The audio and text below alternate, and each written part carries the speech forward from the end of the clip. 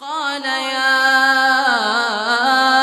أيها الملأ أيكم ياتيني بعرشها قبل أن ياتوني مسلمين قال عفريت من الجن أنا آتيك به قبل أن تقوم من مقامك وإني عليه لقوي أمين قال الذي عنده علم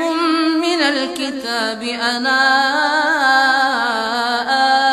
آتيك به قبل أن يرتد إليك طرفك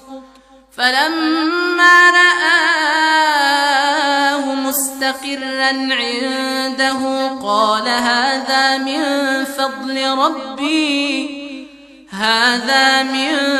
فضل ربي ليبلوني أشكر أم أكفر ومن شكر فإنما يشكر لنفسه ومن كفر فإن ربي غني كريم قال نكروا لها عرشها ننظر تهتدي أم تكون من الذين لا يهتدون فلما جاءت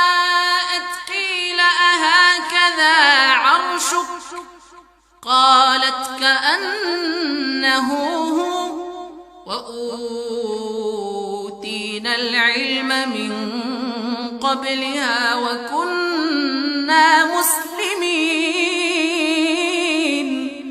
وصدها ما كانت تعبد من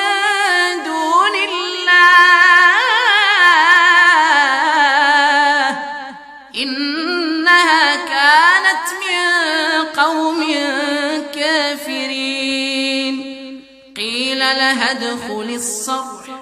فلما رأته حسبته لجة وكشفت عن ساقيها قال إنه صرح ممرد من قوارير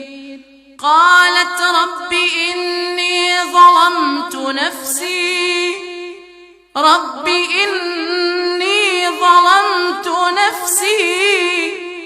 رب إني ظلمت نفسي وأسلمت مع سليمان لله رب العالمين.